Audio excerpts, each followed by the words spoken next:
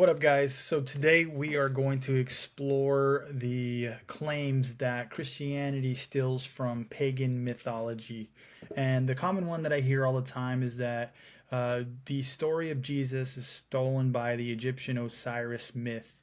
So we're going to look at this. There's a guy that's already did a little bit of research on this, and his name is his page is his YouTube channel is Inspiring Philosophy. I've followed this guy for a long time. He has a really good video about the explanation of Job, and he has some other good videos. There's a few things that I, of course, disagree. We're not all going to agree on one thing. I believe he believes in creationist evolution. I don't believe in that, but he does have a lot of good videos, including explaining the difference between Jesus and versus Osiris. So we're going to look at this, and then we're going to review it. Was Jesus based on the Egyptian god Osiris?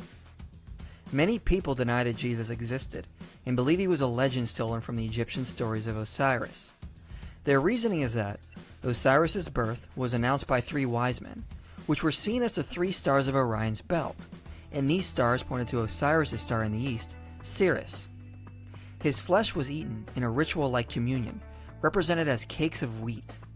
The 23rd Psalm was copied from Egyptian texts, which called Osiris the Good Shepherd. The Lord's Prayer was taken from a prayer dedicated to Osiris, which reads, O Amen, who are in heaven. Osiris was called God of the Vine. He was referred to as King of Kings, Lord of Lords, the resurrection and the life, resurrected, and served as a hope for all humanity. So if this is true, does it prove Jesus was a copy of Osiris? Well, first, mysticists need to prove these things are true, because actual scholars tell a different story. So we're just going to stop right there. So that's the claim. There's a lot. It looks like there's a lot of things that link up to the same thing that the people that believe in Jesus, including myself, claim. So we're going to look at this, and he's going to basically disintegrate it. So I've already had a few people that were kind enough to comment, even though maybe it's not stuff that we agree on. To comment on what they believe as far as like the flood and things like that, and how it's just a copy of all these different flood myths around the world. The funny thing is people come at it as if Christianity is not the originator. They always say, well, this is just a copy. So let's look at this, and then we'll talk more about whether or not Christianity and the Bible, the God of the Bible, is just a copy of all these other stories. First, there is nothing in the Osiris literature about wise men. Some scholars do connect Osiris to Orion, but no one connects Jesus to it, or to Sirius. And the New Testament never says it was three magi that visited Jesus, just that it was an untold amount that brought three gifts. There isn't a single source that ever says Osiris's flesh was eaten in the form of a communion, and I call out any mysticist to provide any ancient source that this was true. The same applies to the next one. No scholar has ever presented evidence this is true. Some have speculated mysticists made this up because Osiris is sometimes depicted as holding a shepherd's hook. But in Egypt, this was just a symbol that represented leadership, which is why pharaohs are depicted as holding them. No scholar proposes this indicates Osiris was seen as a good shepherd, let alone that the 23rd Psalm was taken from Osiris literature. Osiris isn't even referred to as a good shepherd. I can find no evidence of this prayer to Osiris. Some mysticists claim it is from the Egyptian Book of the Dead, but never give a specific reference as to where. Even if it is true, the phrase is very general and doesn't compare to the Lord's Prayer. The phrase Amen in Hebrew does not invoke a salutation to God, but simply means, let it be so. So this would not compare to this alleged prayer to Osiris. We would need to look at the Hebrew and the Egyptian phrases, not look at how they are translated into English, and jump to conclusions. Osiris is nowhere called the God of the Vine, but neither is Jesus, so mysticists need to pay better attention when they read the New Testament. None of these other titles are ever said of Osiris, and mysticists have not given any sources. Osiris is called God above gods and King of eternity, but these and other titles of Osiris are far too general and are said of many deities. Finally, Osiris was never actually resurrected. He never returned to a physical existence like Jesus did. He is described as being resurrected, but this had a different meaning to the Egyptians than it. So right here, I mean, he just kind of goes through systematically and just says, you know what, this one's not true, this one's not fact. The thing that I'm kind of always wonder is like, why do people even try to make these comparisons, even though a lot of the claims are not true, and then just regurgitate. Everybody just kind of reads into it, and they say, "Oh, well, yeah, well, that's fact," and nobody does deeper research. Like we could watch a YouTube video like this and go, "Oh, that's fact." Oh yeah, I gotta. Yeah, let me take that and and let me do my research. And people don't do that. They don't say I'm gonna actually do my research deeper than just watching a YouTube video. It's kind of scary at times when you see that. So, but let's go ahead and continue to watch. He's going to talk about the resurrection because verses that he this is a pre-Jesus account of somebody resurrecting from the dead. It did for the Jews. As J.Z. Smith said, Osiris was murdered and his body dismembered and scattered. The pieces of his body were recovered and rejoined, and this god was rejuvenated.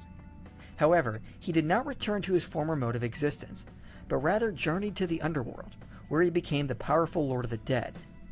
In no sense can Osiris be said to have risen in the sense required by the dying and rising pattern.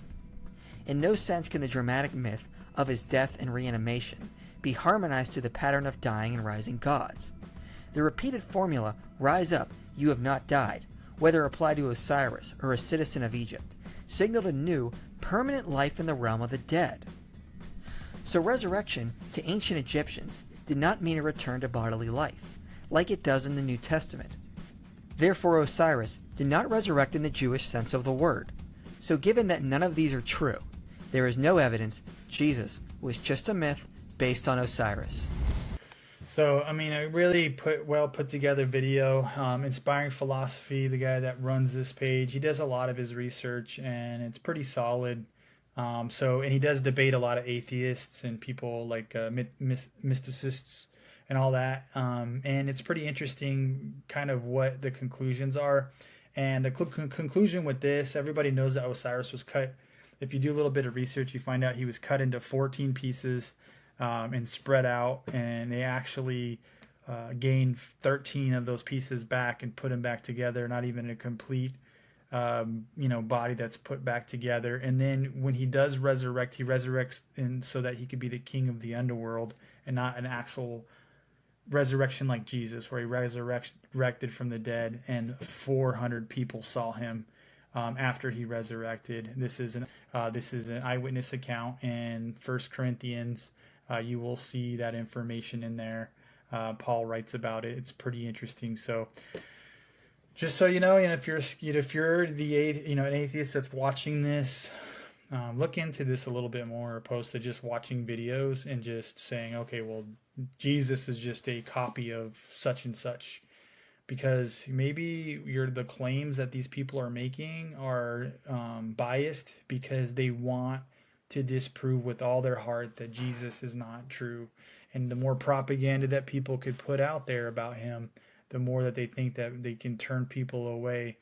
But I'm telling you, you're on the wrong side. I promise you. If you follow all of the claims of the Bible, including the flood claims, and that's the funny thing is I always tell people that the flood claims are interesting because the Bible talks about the flood, and it's a really old document, and there's all these flood myths all around the world, and the only thing that they can come up with is, oh well, they're just all copying each other's myths, opposed to thinking, well, maybe there was an actual worldwide flood. That's why there are worldwide myths about this flood, about a family being saved from the flood.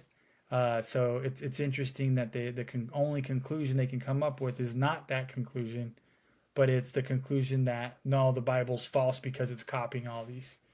So interesting. So there's a lot of archaeological findings. There's the Dead Sea Scrolls that explains, the time frame at which these things were written, including prophecies that were written beforehand, before they actually came true. So, but just look into it. If you're a skeptic, Continue to watch these videos. You don't have to believe right away. It's okay. But eventually, I believe Jesus is trying to show you the truth. And the truth is that he lived a perfect life. He died to be the perfect sacrifice for our sin that we couldn't pay on our own.